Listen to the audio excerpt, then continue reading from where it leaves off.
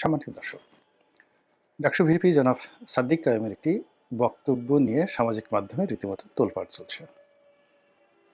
একটি অনুষ্ঠানে তিনি বর্তমান সময়ের সবচেয়ে আলোচিত রাজনৈতিক ব্যক্তিত্ব জনাব তারেক রহমান, যাকে কিনা তার দলের যারা লোকজন ভবিষ্যৎ প্রধানমন্ত্রী রূপে আফোল্ড করে চলেছেন।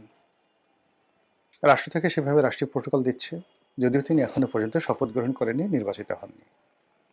অন্যদিকে সমাজে যে সকল প্রভাবশালী এবং গুরুত্বপূর্ণ এবং যাদেরকে বলা হয় বিভিন্ন সময় কিং মেকার, সেই সকল মহল গোপনে প্রকাশ্যে নানা রকম তৎপরতা চালিয়ে যখন তারেক রহমান সাহেবকে একেবারে একজন সফল ত্রাণকর্তা, একজন সফল প্রধানমন্ত্রী এবং দেশের রক্ষাকর্তা হিসেবে অভিহিত করে চলেছেন, ঠিক সেই সময়টিতে দেশের সবচেয়ে গর্বিত প্রতিষ্ঠান এবং প্রাচ্যের অক্সফোর্ড হিসেবে প্রতিষ্ঠিত ঢাকা বিশ্ববিদ্যালয় এবং সেই ঢাকা বিশ্ববিদ্যালয় ছাত্র সংসদের যিনি ভিপি ভাইস প্রেসিডেন্ট জনাব সাদিক কাইয়ুম, তিনি জনাব তারেক রহমান সাহেবকে উদ্দেশ্য করে একটি বক্তব্য দিয়েছেন, কঠোর হুঁশিয়ারি।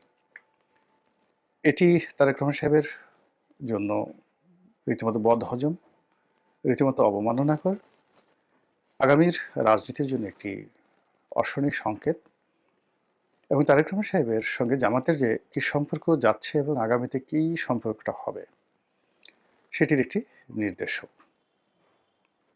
জনাব সাদিক কায়েম যে কথাটি বলেছেন সেটি বলেছেন যে তারেক রহমান সাহেবকে রীতিমতো তিনি লাথি দিয়ে দেশ থেকে বের করে দেবেন, যেভাবে তিনি বা তার যারা সহযোগী তারা শেখ হাসিনাকে লাথি দিয়ে, মানে উনি আসলে কি শব্দটা লাথি, লয়াকার লাথ হয়, সে লাথি না লাথি।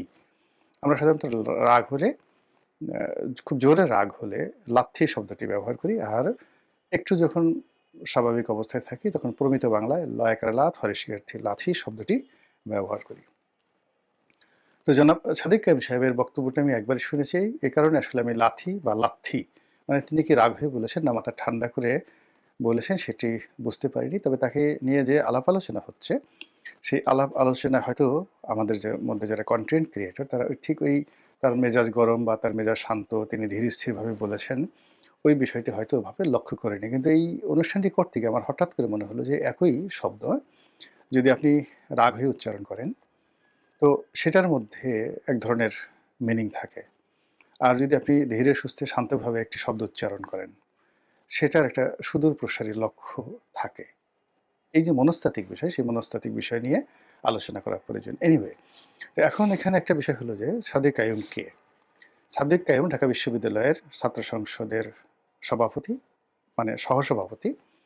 আর এই মুহূর্তে সারা বাংলাদেশের ছাত্র প্রতিনিধিদের মধ্যে সবচাইতে গুরুত্বপূর্ণ, সবচেয়ে আকর্ষণীয় এবং সবচাইতে যেটিকে বলা হয় কৌশলগত কারণে ক্ষমতাধর যে পদটি রয়েছে, সেই পদটি জনাব সাদিক কাইয়ুমের দখলে। তিনি কে?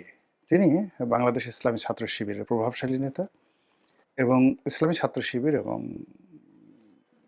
জামায়াত ইসলামী, তারা যে গুপ্ত রাজনীতিতে সর্বকালের সফল, নিজেদের বেশ এবং বাস এবং ভূষা, বেশভূষা এগুলো পরিবর্তন করে তারা তাদের সবচেয়েতে জানি দুশ্মন, জীবন মরণের দুশ্মন আওয়ামী লীগ, ছাত্রলীগ, তাদের মধ্যে যেভাবে মিশেছিলেন, কাঁধে কাঁধ মিলিয়ে তারা যেভাবে মিশেছিলেন, এই মিশে থাকার যে ইতিহাস, সেই ইতিহাসের যিনি বরপুত্র তিনি জনাব সাদিক কায়েম।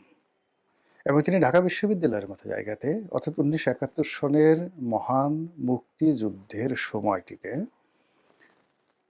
কোনো রণাঙ্গনে, মুক্তিযুদ্ধের রণাঙ্গনে যদি জামাতের কোনো লোক ঘাপটি মেরে মুক্তিযোদ্ধার সেই সুরত ধরে তারা বছরের পর বছর সেই সেনা ক্যাম্পে থাকতেন বা আওয়ামী লীগের সঙ্গে মিলিত থাকতেন, ওটা যতটা না জটিল ছিল তার চাইতে সাদিক কায়েমের ছাত্রলীগের সঙ্গে মিশে থাকা, নীতি নির্ধারণী পর্যায়ে থাকা এবং ছাত্রলীগকে ডমিনেট করা অথবা ছাত্রলীগ দিয়ে কুকর্ম করানো, যে কথাগুলো এখন তাদের বিরুদ্ধে অভিযোগ আসছে যে তারাই ছাত্রলীগের সঙ্গে থেকে ছাত্রলীগ দিয়ে হেলমেট বাহিনী তৈরি করেছে এবং ছাত্রলীগের যত দুর্নাম এবং বদনাম সব এই সাদিক কায়েমদের কারণেই হয়েছে। এই কথাটি রীতিমতো সিল সাপ্পর মারা হয়ে যায়। তো সেই সাদিক কায়েম তিনি সাধারণ কোনো মানুষ নন। তিনি কৌশল জানেন, তিনি মেজাজ স্বাভাবিক রাখতে জানেন, তার দক্ষতা রয়েছে, অভিজ্ঞতা রয়েছে। বাংলাদেশের মধ্যে সবচাইতে একটি বৃহৎ দলকে চ্যালেঞ্জ দিয়ে সেই দলের মধ্যে ঢুকে গিয়ে সেই দলের একেবারে যেটিকে বলা হয় টুস করে দেওয়া। তো সেই কাজটি করে তিনি সফল হয়েছেন। তো সেই সাদিক কায়েম জনাব তারেক রহমান সাহেবকে বকা দিয়েছেন, অকথ্য ভাষায় গালি দিয়েছেন, থ্রেট দিয়েছেন। এটি সাধারণ কোনো বিষয় নয়। এখন এই যে কাজটি তিনি কেন করেছেন, প্রথমে তার পরিচয় দিলাম তিনি এই কাজটি কেন করেছেন। যদি একেবারে প্রথমেই ধরি, সেটি হলো তিনি তারেক রহমান সাহেবকে দেখতে পাচ্ছেন না, তার মেজাজ গরম হয়ে যাচ্ছে। তারেক রহমান সাহেবের আচার আচরণ, চালচলন, কথাবার্তায় তিনি যার পরনাই বিরক্ত। এই জন্য তিনি বলতে পারেন, কিন্তু এই কারণে কি তিনি বলেছেন? সম্ভবত না। কারণ যদি আমাদের সামাজিক অবস্থান ধরেন, সামাজিক অবস্থানে তারেক রহমান সাহেবের অবস্থান, রাজনৈতিক ক্ষেত্রে তার অবস্থান, সাদিক কায়েমের অবস্থান আকাশ পাতাল পার্থক্য। এই অবস্থাতে তারেক রহমান সাহেবের সঙ্গে বিরোধিতা করা, তাকে পার্সোনালি আঘাত করা, যেটিকে জামাতের ভাষায় পাঙ্গা নেয়া বলা হয়, এই পাঙ্গা নেয়ার ক্ষমতা সাধারণত সাদিক কায়েম সাহেবের পর্যায়ের কোনো লোকের নেই। কাজেই ব্যক্তিগতভাবে ব্যক্তিগত ক্রোধ, কাম, লোভ, লালসার বশবর্তী হয়ে তিনি তারেক রহমান সাহেবকে শত্রু বানাবেন, অসম্ভব বিষয়। তার দলের গ্রিন সিগন্যাল, তার প্রতিষ্ঠানের গ্রিন সিগন্যাল এবং তার সঙ্গে তার দলের একটা অব্যাহত যে সমর্থন যদি না থাকতো, তিনি এই কথা বলতেন না, বলতে সাহস পেতেন না। আচ্ছা, গেল। এখন তার এই বক্তব্যের ফলে তারেক রহমান সাহেবের মধ্যে প্রতিক্রিয়া কি?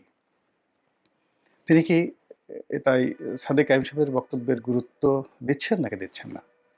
আপাত দৃষ্টিতে মনে হচ্ছে যে তিনি ধৈর্য ধারণ করেছেন। তিনি ধৈর্য ধারণ করেছেন, এক কান্দে শুনছেন আর এক কান্দে বের করার চেষ্টা করছেন। আর অনেকটা সেই ব্রিটিশ প্রধানমন্ত্রী যে দ্বিতীয় বিশ্বযুদ্ধের সময় ব্রিটিশ প্রধানমন্ত্রী তার সেই বিখ্যাত বক্তব্যের মতো, যে রাস্তায় চলতে ফিরতে গেলে আপনার পেছনে অসংখ্য বার্কিং ডগ থাকবে, ঘেউ ঘেউ করা কুকুর। আপনি যদি সবার উত্তর দিতে যান তাহলে তো পথ চলতে পারবেন না। তো সেদিক থেকে সাদিক কায়েম সাহেবকে যদি বার্কিং ডগ মনে করেন তারেক রহমান সাহেব, সেটা তার ব্যক্তিগত বিষয়। দ্বিতীয়ত, আমি ব্যক্তিগতভাবে মনে করি যে তারেক রহমান সাহেব এখানে কৌশল অবলম্বন করছেন, ধৈর্য ধারণ করছেন, এখন অযথা বিবাদে জড়াতে যাচ্ছেন না।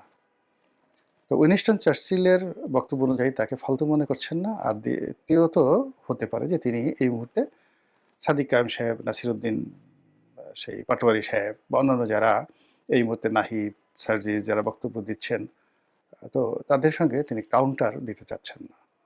তিনি মনে করছেন যেভাবে হোক এই নির্বাচনী বৈতরণী পার হয়ে যাক, পার হওয়ার পরে যখন সময় আসবে সে অনুযায়ী অবস্থা বেঁচে ব্যবস্থা নেওয়া যাবে। এটি হতে পারে। এখন তার এই কর্মটি কি সঠিক? আমার দৃষ্টিতে সঠিক নয়, কোনো ক্ষেত্রে সঠিক নয়। প্রথমত, যদি উইনস্টন চার্চিলের মতো তিনি তাকে কেবল বার্কিং ডগ মনে করেন, নট লাইক দ্যাট। আমি তার যে পরিচয় বললাম এই ভিডিওর শুরুতে, তিনি এই মুহূর্তে রাজনীতিতে খুবই কৌশলগত গুরুত্বপূর্ণ অবস্থানে আছেন। ঢাকা বিশ্ববিদ্যালয়ে তিনি পড়াশোনা করেছেন, চান্স পেয়েছেন। কাজে তার মেধা, যোগ্যতা, বুদ্ধি শুদ্ধি কোনো অবস্থাতেই তারেক রহমান সাহেবের চেয়ে কম নয়। সুযোগের কারণে তারেক রহমান সাহেব আজ এখানে আছেন, সাদিক কায়েম ভবিষ্যতে হবেন না সেটা বলা যায় না। কাজেই তিনি বার্কিং ডগ নন।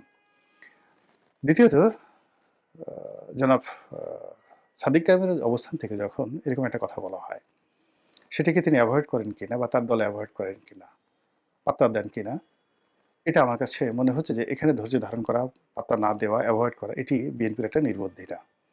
অন্তত মাইল্ড ওয়েতে ওনার সেই বক্তব্যের রাজনৈতিক প্রত্যুত্তর দেওয়া, বাবা শোনা বলে যে না এভাবে বড়দের সম্পর্কে কথা বলে না, অথবা কার্যকরী প্রতিক্রিয়া দেখানো।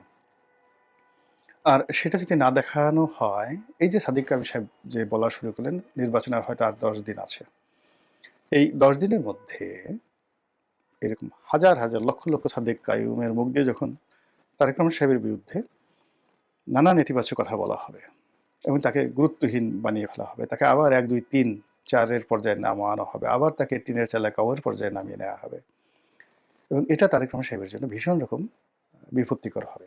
এই কারণ হলো যে রাজনৈতিকভাবে যে বড় বড় মানুষগুলো, তার প্রধান শক্তি হলো তার সম্ভ্রম, তার মর্যাদা, এবং একই সঙ্গে তার সম্পর্কে লোকজনের ভয় ভীতি থাকতে হবে। He must have a military পাওয়ার।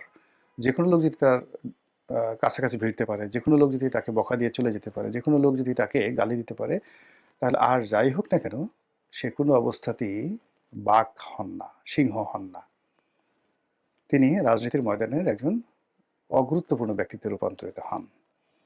তো সেই ক্ষেত্রে এই যে ধৈর্য ধারণ করা হচ্ছে, ধৈর্য ধারণ করতে করতে যখন ১০ মুখে, ১০০ মুখে, ১,০০০ মুখে, ১,০০,০০০ মুখে, ১০,০০,০০০ মুখে তারেক রহমান সাহেবকে অকথ্য ভাষায় গালাগাল করা হবে, তার সম্পর্কে সেই এখন জামাতের বিভিন্ন মঞ্চ থেকে তার যে সকল দুর্নাম বদনাম রয়েছে ২০০১ থেকে ২০০৬, যেগুলো এখন সেই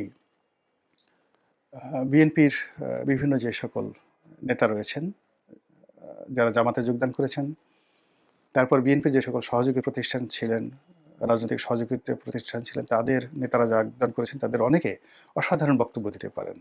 আমি যেমন রাশেদ প্রধানের বক্তব্য শুনলাম, তারপর জাকপা রাশেদ প্রধান, তারপর মোস্তাফিজুর রহমান ইরানের বক্তব্য শুনলাম, এরপরে মামুনুল হক সাহেবের বক্তব্য শুনলাম। তারা সবাই মানে বিএনপির যে কোনো নেতার চাইতে সুন্দর বক্তব্য দিতে পারেন।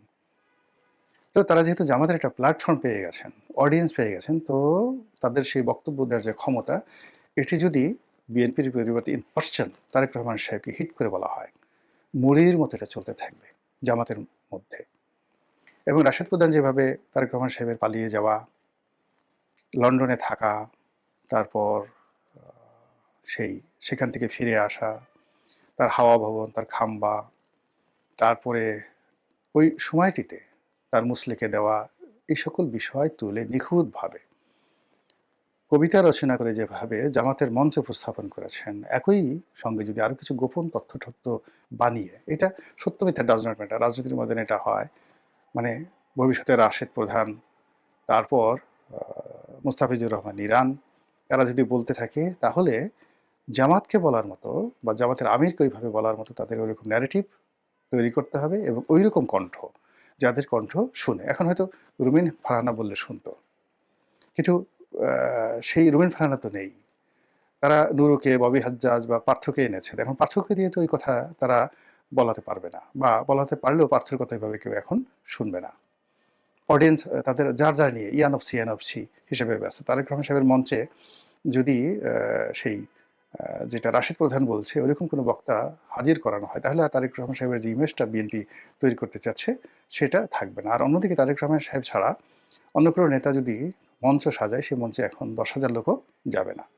তো এই যে একটা ঝামেলার মধ্যে বিএনপি পড়ে গেছে, আর সেই ঝামেলাকে ব্যবহার করে জামাত এবং তাদের যে অ্যালাইড ফোর্স রয়েছে, তারা যেভাবে ম্যাটিকুলাস ডিজাইনে তারেক রহমান সাহেবকে উত্তেজিত করছেন, অথবা তারেক রহমান সাহেবকে তাদের পর্যায়ে না নিচু পর্যায়ে নামিয়ে আনতে চাচ্ছেন, তাকে একজন মন্দ মানুষ, ব্যাড বয় হিসেবে, একজন অলিগার হিসেবে, একজন বাউন্ডলে, তারপরে যেটা টাইম ম্যাগাজিন বলেছে পিতামাতার অবাধ্য সন্তান, যে কিনা ঘর থেকে বের হয়ে পিতামাতাকে সর্বনাশ করে দিয়েছে। তো সেই যে বাইবেলিক শব্দ, সেই বাইবেলিক শব্দটি প্রয়োগ করে টাইম যেভাবে তাকে খোঁচা দেওয়ার চেষ্টা করেছে, সেভাবে জামাত যদি এখন খালি ওই যে ওই শব্দগুলো, ওই শব্দের অর্থগুলোতে তারা শুধু বর্ণনা করতে থাকে, যেটা সাদিক কায়েমকে দিয়ে শুরু হলো, তাহলে বিএনপি সেটা কিভাবে মোকাবেলা করবে সেটাই দেখার বিষয়। মহান আল্লাহ আমাদের সবাইকে হেদায়েত দান করুন।